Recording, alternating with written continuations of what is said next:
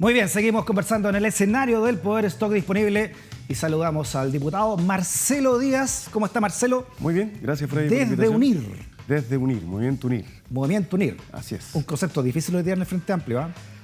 Hemos hecho esfuerzos por la unidad, no hemos sido correspondidos, pero hemos hecho esfuerzos por la unidad y creo que hay que seguir haciéndolo. Así que nuestro nombre tiene un propósito, la unidad de la izquierda. Esa es la razón de nuestra constitución como movimiento y nuestro propósito político. Ya, usted sale del Partido Socialista, Marcelo, para ir al Frente Amplio con UNIR, ¿verdad? Así ¿Cómo es. ha sido ese Bien, tránsito, ha sido una experiencia positiva. Efectivamente, la mayoría de los que formamos el Movimiento UNIR provenimos del Partido Socialista y creo que el Frente Amplio tiene muchas virtudes, entre otras que hay una importante comunidad de propósito y programático, es decir, creo que hay una cierta comprensión de los desafíos del país que son comunes en las distintas orgánicas del Frente Amplio. Hay deliberación, hay debate, es un debate democrático, creo que son cosas que es muy importante. Para refrescar la política también hay que cambiar las prácticas. Y yo al menos tengo la sensación de que el Frente Amplio procura renovar esas prácticas políticas. Un Frente Amplio que se quedó sin plan B, C, no sé, pues sabemos que ya no va a ir Beatriz Sánchez como candidata, ¿no? Ahí está, va a ser candidata a la constituyente por el distrito 10, no, por el distrito 12, perdón, por la Florida, Puente Alto, etc. Y Patricia Muñoz de la Defensoría de la Niñez desmintió que ella también quiera ser candidata.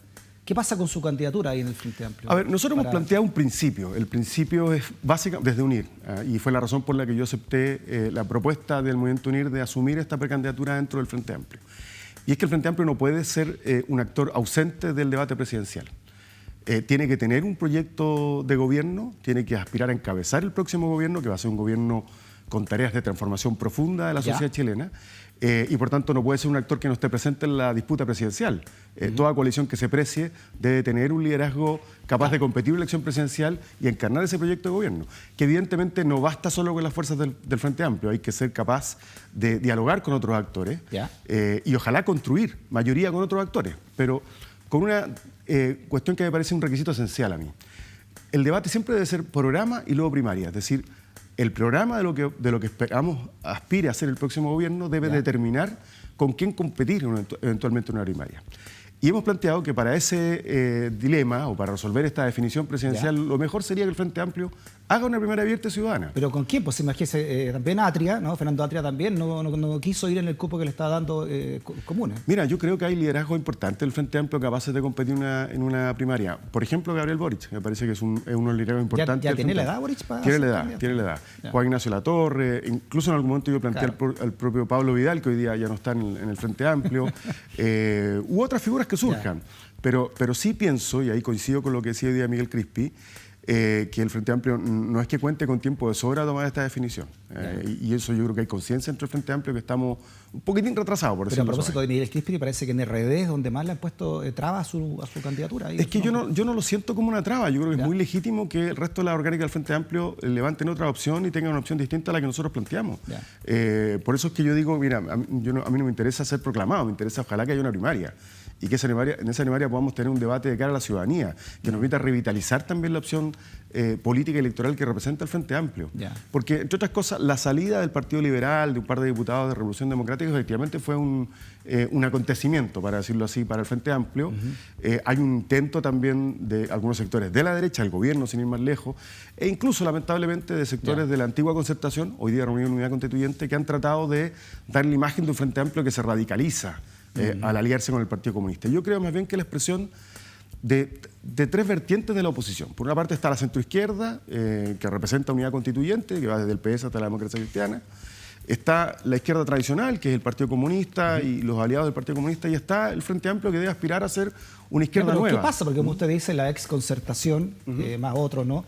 Ya tiene varios candidatos ahí que están dispuestos.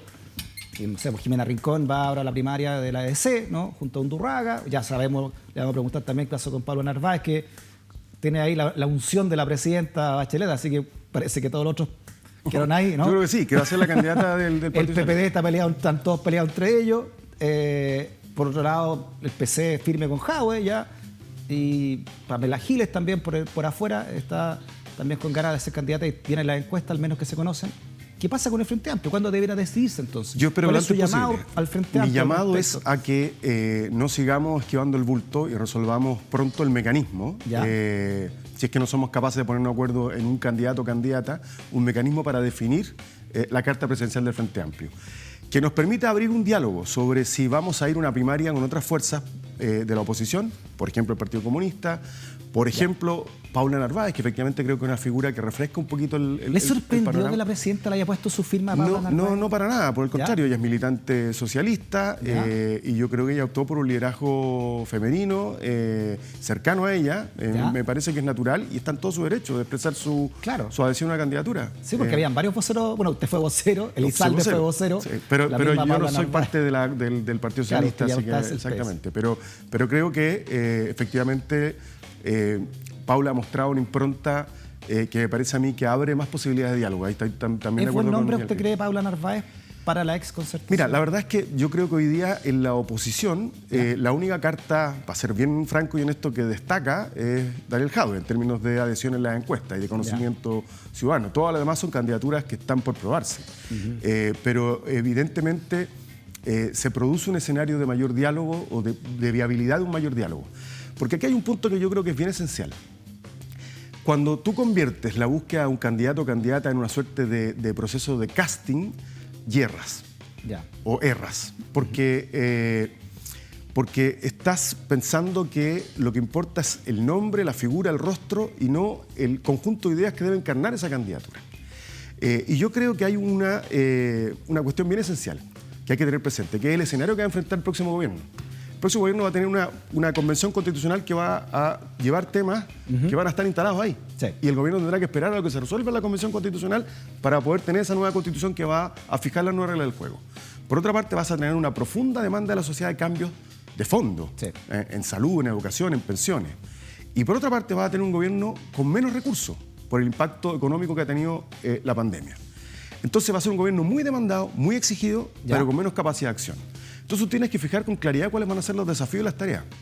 Y si lo que leímos del 18 de octubre, y lo leímos bien, es que el gran problema, la gran crisis que desató el 18 de octubre es la inequidad social, tienes que decir cuál de las causas de esa inequidad vas a enfrentar. Yo creo en lo personal que la principal, hay varias, educación, salud, pensiones, pero hay una que es estructural, que es la brecha y la inequidad salarial que hay en Chile. Chile es un país donde el 50% de los trabajadores gana menos de 400.000 pesos. Si llevas eso a la realidad hombre-mujer, hay una diferencia de casi 200.000 pesos. Peor todavía, que además se llevan buena parte de las cargas domésticas. Entonces eso requiere un nuevo contrato social. Y ese pacto social requiere reforma tributaria, modificaciones legales y, ¿por qué no decirlo?, hablar con los empresarios, los grandes, los medianos, los pequeños. ¿Y usted cree que va a tener esa sensibilidad, por ejemplo, la exconcertación, que ya tuvo su papel y según este movimiento social no son 30 pesos, son 30 años, ¿no? Metiendo también lo que se hizo en la concertación en la profundización de un modelo? Yo espero que sí. Y ahí uno se hace preguntas, ¿no?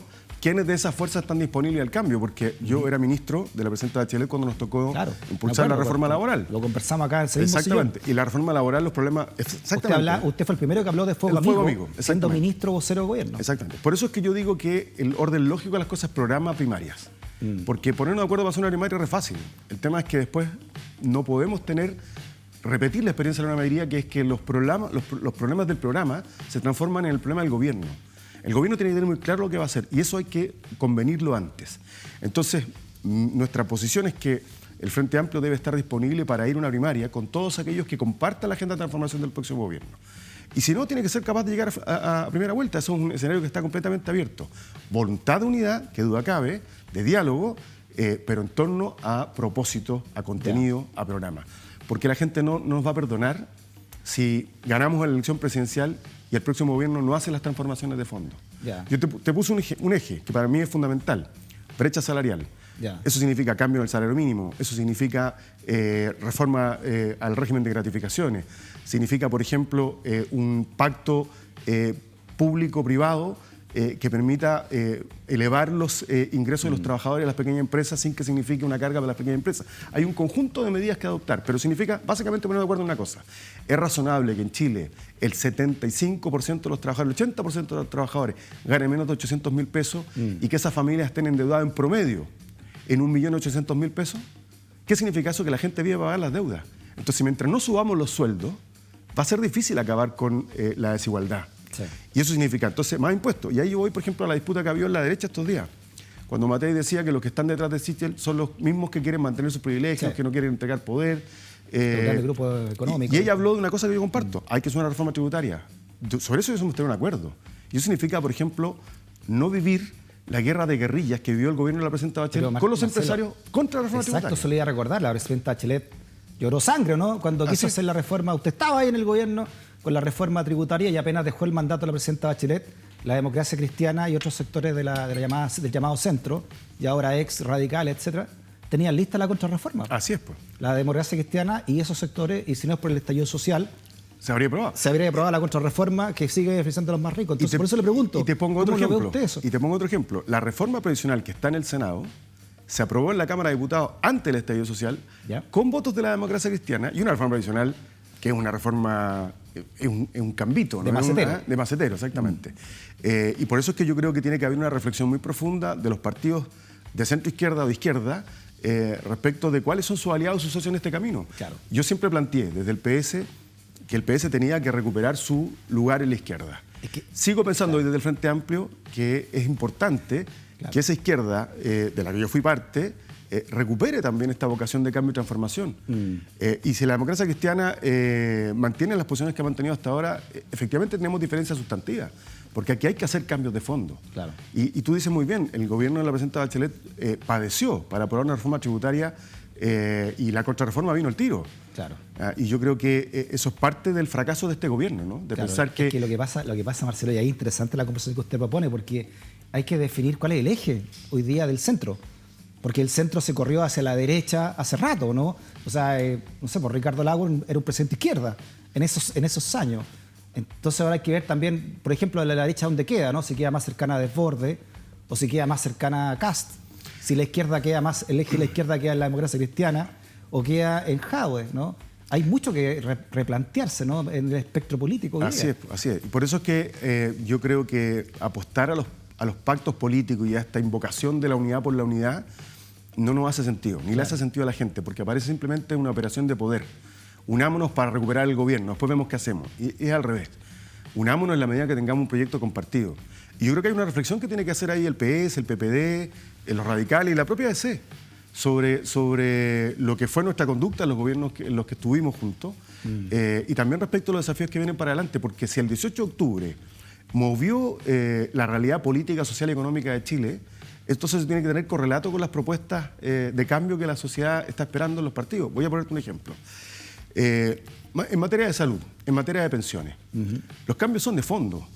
Ahí se requiere un nuevo sistema de salud. Y eso significa pasar, por ejemplo, de la contribución hoy día del 5 al 8% del presupuesto del PIB en materia de salud. Significa triplicar la inversión en ciencia y tecnología. Hoy día en Chile la inversión en ciencia y tecnología, el presupuesto del Ministerio de Ciencia y Tecnología es de 0,3%, 0,4%. No se condice con lo que un país desarrollado, que entiende que la economía está cambiando, que la robótica está desplazando y cerrando puestos de trabajo, requiere en materia de innovación. Significa, por ejemplo, un cambio radical en materia de educación. Continuar con lo que hicimos en términos de gratuidad. Pero también significa cambios de fondo en la forma en que se relacionan las regiones con los territorios. Esos cambios, yo creo que hay que ponerlos sobre la mesa y explicitarlos. Porque eso es lo que uno le debe pedir al próximo gobierno, que se comprometa con nitidez a un conjunto de transformaciones que efectivamente cierren o vayan cerrando esta brecha de desigualdad tan patentes que hay en la sociedad chilena, que son las que están a la base del estallido social. Yo lo dije aquí mismo en este programa siendo ministro. La cohesión social tiene un precio y en democracia ese precio se paga con tributos. Y en Chile los grandes empresarios son reacios a pagar tributos, pero son francamente buenos para extraer riqueza, no para generar riqueza. Extraen riqueza del medio ambiente, extraen riqueza de los trabajadores, pero no devuelven la riqueza que extraen por la vía de una mejor distribución. Sin ese cambio, la desigualdad dramática que hay en Chile no se va a resolver. Sí, se habla harto también, Marcelo, de que la oposición va fragmentada, ¿no?, en dos listas y la derecha va en una.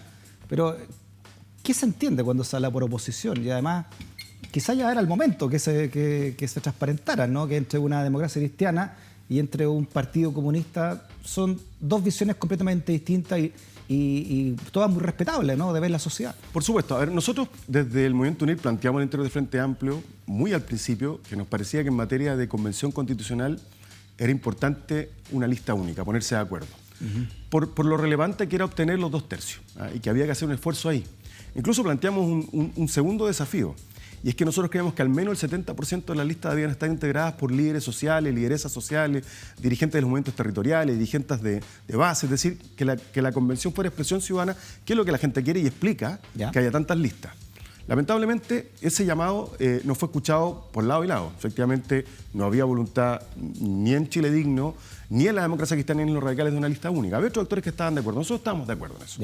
Y pensábamos que el resto de las elecciones podían expresar de manera más nítida la identidad de los distintos actores que hay en la oposición. Porque lo que tú dices es muy cierto. Yo creo que era natural y obvio que el Frente Amplio buscara un entendimiento con Chile Digno, con Unidad por el Cambio, con el Partido Comunista, porque hay una comunidad de propósito. Hubiese esperado que otros sectores de la antigua concertación también hubiesen estado acá. O sea, el PS sería más lógico que estuvieran ahí. Yo creo que sí, creo que sí. Me cuesta un poquito hablar del PS porque vengo de ahí, pero sí, hubiese esperado que el PS estuviera acá.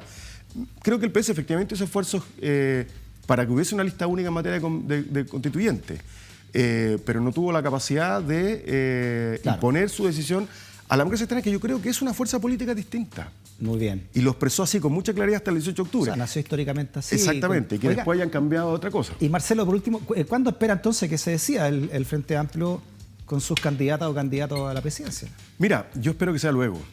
Si no somos capaces de ponernos de acuerdo en una candidatura determinada, que definamos un procedimiento que permita que hagamos el debate en serio y como corresponde.